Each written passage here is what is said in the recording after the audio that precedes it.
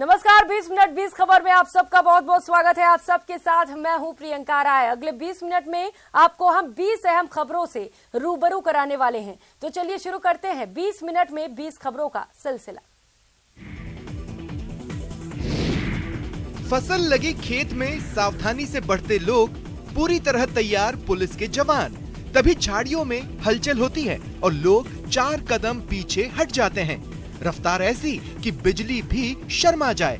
हाथों में डंडे लिए कुछ लोग झाड़ियों पर मारते हुए आगे बढ़ते हैं। इसके बाद जाल लिए हुए कुछ लोग उस खूंखार को दबोच लेते हैं जो लोगों के दिन का चैन और रातों की नींद हराम किए हुए था। लेपर्ड के रेस्क्यू की ये तस्वीरें गुजरात के छोटा उदयपुर से आई है। यहाँ एक लेपर्ड लोगों के खौफ का सबब बना हुआ था। इसकी दहशत से लोगों का घर से निकलना मुश्किल था। लोगों ने वन विभाग को इसकी इत्तला दी थी, लेकिन लेपर्ड हर बार चकमा देकर भाग जाता था। लेकिन इस बार उसकी एक न चली। सूचना पर पहुंचे वन कर्मियों ने 1 घंटे के ऑपरेशन के बाद उसे रेस्क्यू कर लिया।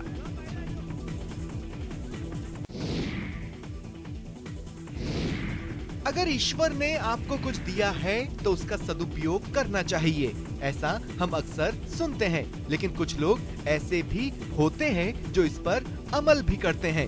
ऐसा ही किया है भीलवाड़ा जिले के फूलिया कला के एक परिवार ने। दरअसल जिले के फूलिया कला में सरकारी स्कूल का भवन जर्जर हो गया था। इसके गिरने का खतरा बना हुआ था। इस पर शिक्षा विभाग ने भवन को खाली करा दिया, लेकिन 700 से अधिक बच्चों की पढ़ाई के लिए पर्याप्त स्थान की कमी हो गई और धीरे धीरे बच्चे स्कूल से टीसी कटवाने लगे। इसके बाद शिक्षा विभाग के अधिकारियों ने स्कूल के भवन के पुनर्निर्माण के लिए भामाशाहों से संपर्क किया। भामाशाह लड्ढा परिवार ने स्कूल भवन का निर्माण कराने की सहमति प्रदान की। अब पुरानी बिल्डिंग को गिराकर 3 मंजिला भवन तैयार किया जा रहा है, जिस पर करीब 15 करोड़ रुपए खर्च होंगे।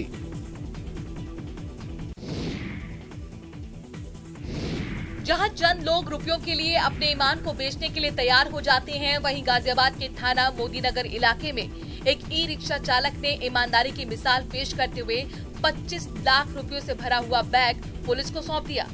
दरअसल ई रिक्शा चालक आस मोहम्मद मंगलवार सुबह लगभग 10 बजे के आसपास थाना मोदीनगर क्षेत्र के बड़ा रोड से निकल रहे थे। तभी उन्हें एक बैग दिखाई दिया। बैग को खोलने पर उन्हें उसमें काफी सारे रुपए दिखाई दिए, जिसके बाद उन्हें कुछ नहीं सूझा और उन्होंने अपने भतीजे को मौके पर बुला लिया, जिसके साथ रुपयों से भरा बैग मोदीनगर थाने में जमा करा दिया। आस मोहम्मद और भतीजे के मुताबिक उन्हें पता नहीं था कि उसमें कितने रुपए भरे हुए हैं, लेकिन जो जानकारी मिली है उसके मुताबिक 25 लाख रुपए थे। मोहम्मद आस के इस काम की खूब तारीफ हो रही है। इसके लिए पुलिस ने उन्हें प्रशस्ति पत्र और गुलदस्ता देकर सम्मानित किया।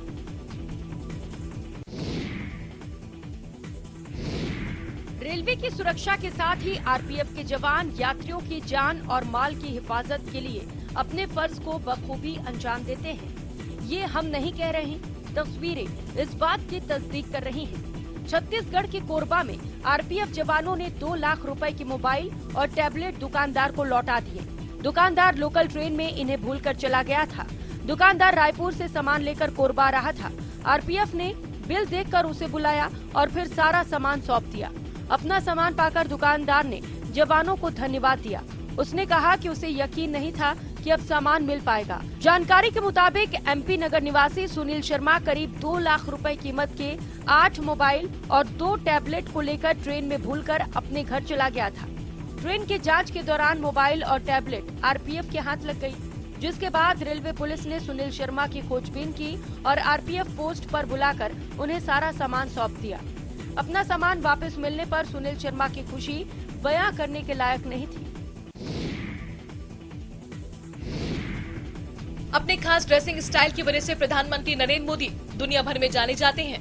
प्रधानमंत्री नरेंद्र मोदी हर बार अपने कपड़ों या जैकेट की वजह से सुर्खियों में रहते हैं। इस बार भी उन्होंने एक खास तरह की जैकेट पहनी जो चर्चा का विषय बनी हुई है। बता दें कि बुधवार को पीएम मोदी संसद में जो जैकेट पहनकर पहुंचे थे वो 28 सिंगल यूज प्लास्टिक बोतल से बनाई गई है। दरअसल संसद के बजट सत्र के दौरान प्रधानमंत्री नरेंद्र मोदी एक खास जैकेट पहने हुए नजर आए। प्रधानमंत्री नरेंद्र मोदी बुधवार को संसद में नीले रंग की खास जैकेट पहने नजर आए। जैकेट को प्लास्टिक की बोतल्स को रिसाइकिल करके तैयार किया गया है। इंडियन ऑयल कॉर्पोरेशन ने बेंगलुरु में इंडिया एनर्जी वीक में पीएम को ये जैकेट भेंट की थी। बता दें कि इंडियन ऑयल कॉर्पोरेशन हर साल 10 करोड़ बॉटल्स को रिसाइकिल करेगा, जिससे सशस्त्र बलों के लिए वर्दी भी तैयार की जाएगी।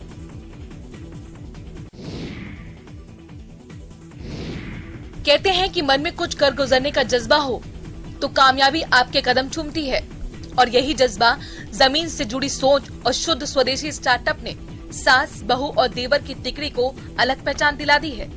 मिट्टी की महक को दुनिया तक पहुंचाने की सोच सफल बना रही है।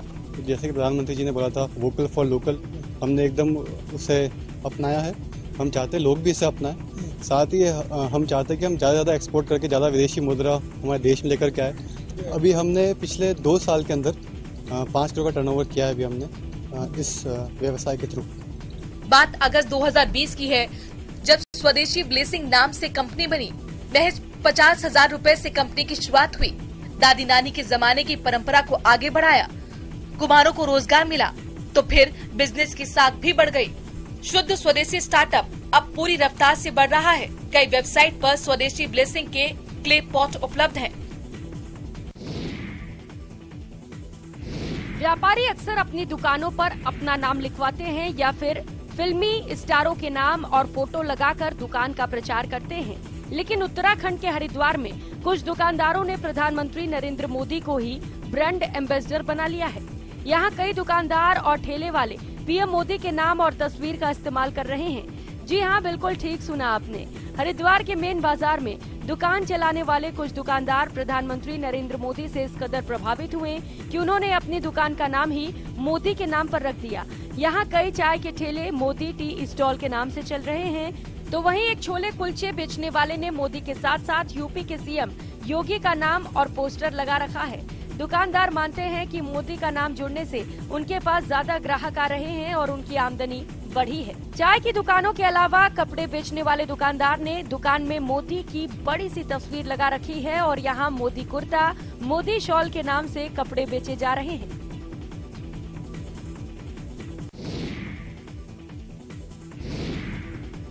नशा नाश की जड़ है, लेकिन कई लोग इस बात को जानते हुए भी मानते नहीं हैं, इसलिए अपनी जिंदगी नशे की भेंट करते हैं। ऐसे लोगों को समझाने बुझाने की जरूरत है। ऐसे ही लोगों के लिए हरियाणा के अरविंद यादव ने एक अनोखी मुहिम शुरू की है। जागरूकता फैलाने के लिए वो पैदल चल रहे हैं। यात्रा के दौरान वो जगह जगह रुककर युवाओं को जागरूक कर रहे हैं, नशे से होने वाले दुष्प्रभावों के बारे में बता रहे हैं। अरविंद यादव 16 दिसंबर से इस यात्रा पर हैं। अरुणाचल प्रदेश से पैदल यात्रा शुरू कर 8 राज्यों से होते हुए कोटेश्वर गुजरात जाएंगे। इस दौरान वो बिहार से गुजरते हुए भागलपुर पहुंचे और यहाँ कई युवाओं को नशे से होने वाले दुष्परिणामों के बारे में बताया। बता दें कि अरविंद यादव भारतीय रेलवे में नौकरी करते हैं। उन्होंने कहा कि ड्यूटी के दौरान उनकी नजर ट्रेन में ड्रग्स, स्मैक और चरस का सेवन करते बच्चों पर गई। इसके बाद उन्हें इस यात्रा की जरूरत महसूस हुई। उन्होंने कहा कि लोगों को नशे के खिलाफ जागरूक करना और देश को नशा मुक्त बनाना ही उनकी यात्रा का मुख्य उद्देश्य है। जिस उम्र में बच्चे ठीक से बोल नहीं पाते, उस उम्र में ये बच्ची कमाल कर रही है। छत्तीसगढ़ की राजधानी रायपुर के सुंदर नगर की अनिका जैन की उम्र महज 1 साल 9 महीने है। ये बच्ची देश के सभी राज्यों की राजधानी इतनी जल्दी बता देती है कि आप सुनकर हैरान रह जाएंगे। इसका नाम इंडिया बुक्स ऑफ रिकॉर्ड्स 2024 में दर्ज हो गया है। पहले ये रिकॉर्ड हरियाणा पंचकुला की 2 साल की अमाया के नाम था, लेकिन ये रिकॉर्ड अब छत्तीसगढ़ की अनिका के नाम है। इंडिया, छत्तीसगढ़, महाराष्ट्र, मध्य प्रदेश, गुजरात, पंजाब, हरियाणा। लॉकडाउन के वक्त पूरे देश के बच्चे मोबाइल के अभ्यास में लगे हुए थे। कई अभिभावक बच्चों को मोबाइल की लत छुड़ा नहीं पाए, जबकि अनिका जैन की फोन की स्क्रीनिंग टाइमिंग 0 है। माँ पिता के फोन देने के बाद भी अनिका फोन में कोई दिलचस्पी नहीं लेती। अनिका के माता पिता कहते हैं कि हर बच्चे में प्रतिभा होती है, बस उसे पहचानने और तराशने की जरूरत होती है। 11 साल की बच्ची को रस्सी पर चलते देख थम जाते हैं हर किसी के पांव। तस्वीरें छत्तीसगढ़ के गारियाबंद की हैं। दुर्गेश्वरी 2 खंभों के बीच तनी हुई रस्सी पर संतुलन साधती हैं। इसी संतुलन से वो लोगों का मनोरंजन करती हैं और अपने शो के दौरान तमाम तरह की जोखिम उठाती हैं। आप कह सकते हैं कि तनी रस्सी पर उसका चलना दरअसल भूख और भोजन के बीच संतुलन बनाने जैसा है। जितना जोखिम उतनी ज्यादा कमाई। दरअसल राजिम माघी पुन्नी मेला छत्तीसगढ़ की आस्था का प्रतीक है। महानदी, पैरी और सोंढूर नदियों के पवित्र संगम पर सदियों से इस मेले का आयोजन होता है, जहां 11 साल की दुर्गेश्वरी मेले में आने वाले श्रद्धालुओं के आकर्षण का केंद्र बनी हुई है। 10वीं की छात्रा दुर्गेश्वरी हर साल अपनी मां के साथ मेले में आती हैं और हैरत अंगेज करतब दिखाकर लोगों को दांतों तले उंगली दबाने के लिए मजबूर कर देती हैं। कभी खाली पैर, कभी थाली में पैर रखकर, तो कभी रस्सी पर चलना उसका गजब का कमाल लोगों को दंग कर देता है।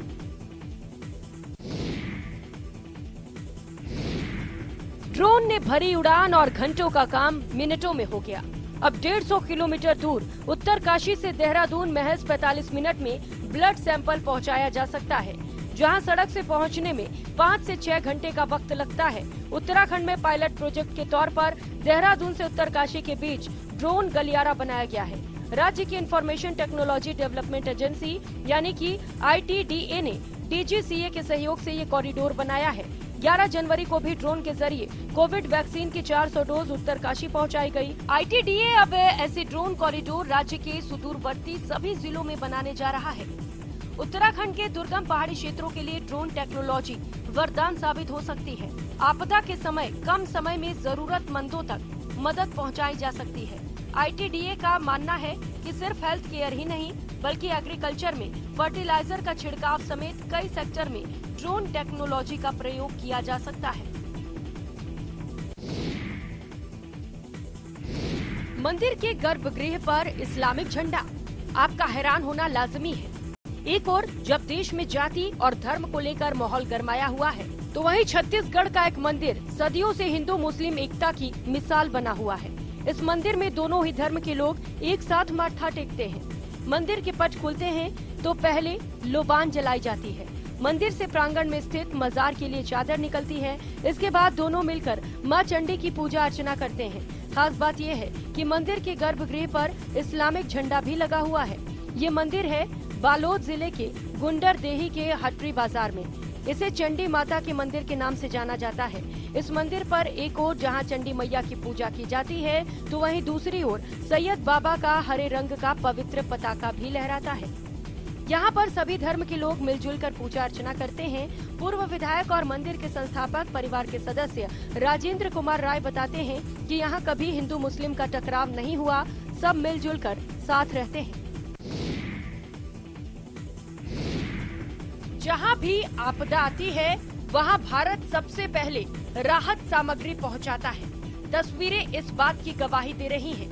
तुर्की और सीरिया के विनाशकारी भूकंप में पीड़ितों को आपातकालीन राहत पहुंचाने वाला भारत दुनिया का पहला देश है। भारतीय वायुसेना के ग्लोब मास्टर C-17 को हिंडन एयरबेस से मेडिकल टीम और आवश्यक स्वास्थ्य उपकरणों के साथ तुर्की भेजा गया। इस खेप में जीवन रक्षक दवाएं और आपातकालीन चिकित्सा वस्तुएं शामिल हैं। भारत के इस प्रयास की पूरी दुनिया में सराहना हो रही है। तुर्की के साथ साथ सीरिया में भी भूकंप से जान माल का भारी नुकसान हुआ है। दोनों देशों में भूकंप में 5000 से अधिक लोगों की मौत की खबर है। राहत सहायता भेजे जाने वाले लोगों ने बताया है कि 2 और उड़ानों से मेडिकल आपूर्ति सहित और अधिक राहत सामग्री तुर्की भेजी गई है। एक ऐसा ही विमान सीरिया भी भेजा गया है। गौरतलब है कि सोमवार को आए 2 शक्तिशाली भूकंप में तुर्की और सीरिया के विभिन्न हिस्से बुरी तरह से प्रभावित हुए हैं। विश्व के कई देशों ने वहां राहत कार्यों के लिए मदद का हाथ बढ़ाया है। सरकार जनजातियों के विकास के लिए तमाम तरह के दावे करती है, लेकिन धरातल पर तस्वीरें कुछ और ही किस्सा बयां करती है। यही बताने के लिए विशेष जनजाति परिवार के लोग हाथों में तीर धनुष, कुल्हाड़ी और खाली बर्तन लेकर कलेक्टर कार्यालय पहुंचे हैं।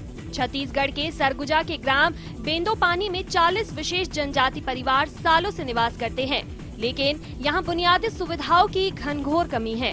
सरकार के चलाए जा रहे योजनाओं का लाभ यहाँ रह रहे विशेष जनजाति परिवारों को नहीं मिल पा रहा है। यही वजह है कि सैकड़ों की संख्या में जनजाति परिवार के सदस्य सरगुजा कलेक्टर के पास पहुँचे हैं और उन्हें अपनी समस्याओं से अवगत करवाया है। दुख है कि भाई हमार जा अटलवास नहीं मिली से, ना मतलब कि शौचालय नहीं मिली से, ना पानी का समस्या है हमला, और मतलब कि रोड का भी समस्या है। इस संबंध में जनपद पंचायत सीओ से बात हुई है। उनके द्वारा बोला गया है कि वो अपनी टीम भेजेंगे और जैसे पेंशन हो गया, जॉब कार्ड हो गया और सड़क हो गया, इसके संबंध में सर्वे करा के उसका बिल्कुल पॉजिटिव निराकरण करेंगे। साथ ही पट्टा फिर अगर उनको निर्धारित समयावधि जो है उसके पहले का कब्जा अगर है तो पूरी प्रक्रिया पूरी की जाएगी पट्टे के संबंध में। बिहार के मुंगेर का शहीद स्मारक आज सरकारी उपेक्षा का दंश झेल रहा है।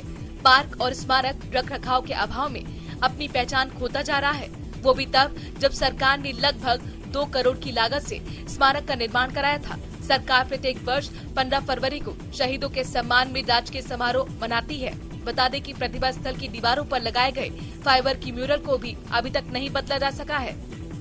वहीं 100 फीट के तिरंगा लगाने की योजना भी ठंडे बस्ते में जा चुकी है।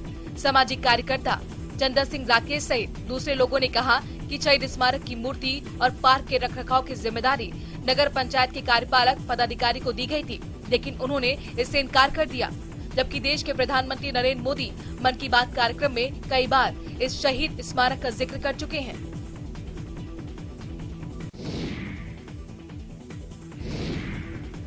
चंडीगढ़ में होटल का बिल नहीं चुका पाने पर एक शख्स की जब्त की गई महंगी ऑडी गाड़ी अब नीलाम की जाएगी। दरअसल चंडीगढ़ के पॉश सेक्टर 17 में CITCO शिवालिक व्यू के नाम से 5 स्टार होटल चला रहा है। इस होटल में आए 2 गेस्ट करीब 6 महीने तक वहां ठहरे, खूब मौज मस्ती की और होटल की हर सुविधा का लाभ उठाया। जब वे जाने लगे तब होटल ने 19 लाख का बिल बनाकर दोनों को थमा दिया, जिसे देखते ही उनका सिर चकरा गया। बिल इतना ज्यादा था कि दोनों के पसीने छूटने लगे। इसके बाद दोनों ने होटल से खिसकने का फैसला लिया, लेकिन जब वे होटल से गायब होने की योजना बना रहे थे तभी होटल की सिक्योरिटी ने उन्हें पकड़ लिया। उन्हें बिल भरने के लिए कहा गया, जिसके बाद उन्होंने बिल के नाम पर 6-6 लाख के 3 चेक दिए, जो बाउंस हो गए। इसके बाद होटल ने रिकवरी के लिए गेस्ट की गाड़ियां, ऑडी और क्रूज को जब्त कर लिया, जिसकी कीमत 58 लाख रुपए है। इस मामले को 5 साल बीत गए, लेकिन वे अपनी गाड़ी लेने नहीं आए।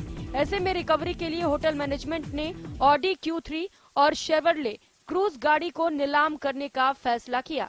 14 फरवरी यानी कि वैलेंटाइंस डे के दिन गाड़ियों की नीलामी की जाएगी। अगर आप पतंगबाजी का शौक रखते हैं तो बरेली से जरूर वाकिफ होंगे। हाँ, वही सुरमा वाली बरेली, सुरमा जिसे सजाकर नयन कटार हो जाते हैं। उसी तरह बरेली का मांझा भी अपनी खास पहचान रखता है। जी हाँ, ये वही बरेली का बाजार है जहाँ पतंगों को आसमान छूने के लिए मांझा बनाया जाता है। मांझा बनाने वाले कारीगर बताते हैं कि एक समय बरेली के मांझे की मांग दूर दूर तक होती थी। बरेली में 1984 से मांझे बनाने का काम करने वाले इरशाद बताते हैं कि 1995 में उन्होंने अपना अलग अड्डा बनाया था। उस दौर में वो रोजाना 20 चरखियां मांझे को तैयार करते थे। आज सिर्फ 2 चरखी तैयार करते हैं। उनके मुताबिक एक चरखी में तकरीबन 9 किलोमीटर लंबाई के बराबर मांझा होता है।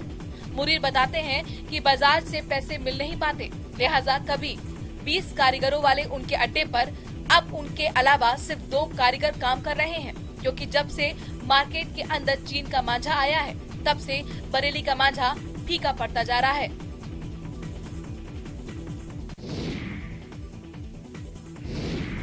अगर आपको सोशल मीडिया पर प्रधानमंत्री मुद्रा लोन के नाम से कोई विज्ञापन देखने को मिले तो हो जाइए सावधान, वरना उठाना पड़ जाएगा नुकसान। उत्तराखंड के देहरादून में प्रधानमंत्री मुद्रा लोन के नाम पर लोगों की मेहनत की गाढ़ी कमाई हड़पने वाले 4 आरोपियों को उत्तराखंड पुलिस की स्पेशल टास्क फोर्स ने गिरफ्तार किया है। जालसाजों से लैपटॉप, 13 मोबाइल फोन, पासबुक और सिम कार्ड भी बरामद हुए हैं। STF के SSP ने बताया कि आरोपियों की ओर से प्रधानमंत्री मुद्रा योजना और मुद्रा लोन के बारे में सोशल मीडिया पर विज्ञापन अपलोड करवाया जाता था, फिर फर्जी नंबर से लोगों को कॉल की जाती थी। जिन लोगों को लोन की जरूरत होती थी वो इन नंबरों पर फोन करते थे। आरोपी कुछ दस्तावेज और संपत्ति की जानकारी मांगते थे ताकि लोगों को उन पर यकीन हो जाए। इसके बाद लोगों से प्रोसेसिंग फीस, बीमा के नाम पर पहले 2000 रुपए लिए जाते थे। इसके बाद मैसेज करते थे कि लोन स्वीकृत हो चुका है।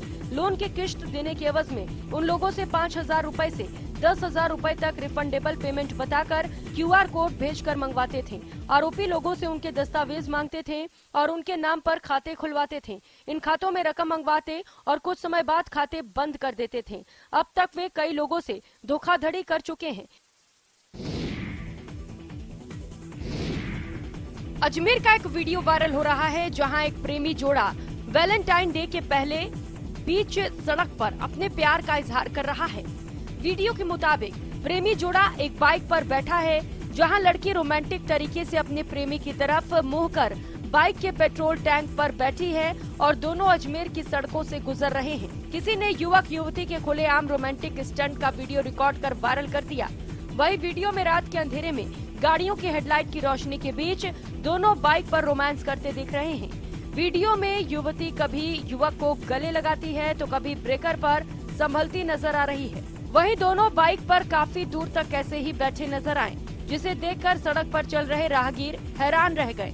सोशल मीडिया पर वीडियो वायरल होने के बाद अजमेर पुलिस का कहना है कि दोनों पर जल्द ही कानूनी कार्रवाई की जाएगी। पुलिस के अनुसार बाइक के नंबरों के आधार पर स्टंट करने वाले युवक का पता लगाया जा रहा है। वहीं पुलिस दोनों के वीडियो को रिकॉर्ड करने वाले शख्स की भी तलाश कर रही है।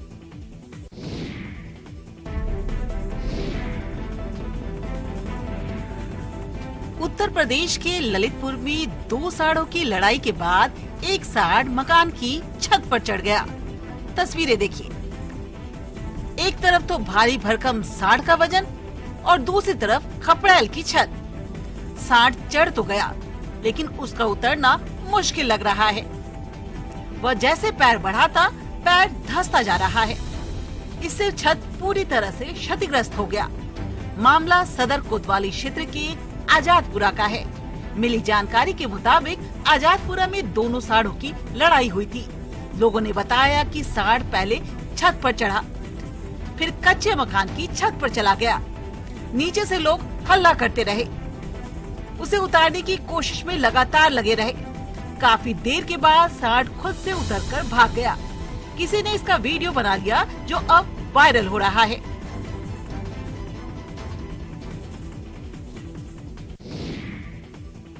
बीस मिनट 20 खबर में फिलहाल इतना ही। मुझे दीजिए इजाजत। नमस्कार।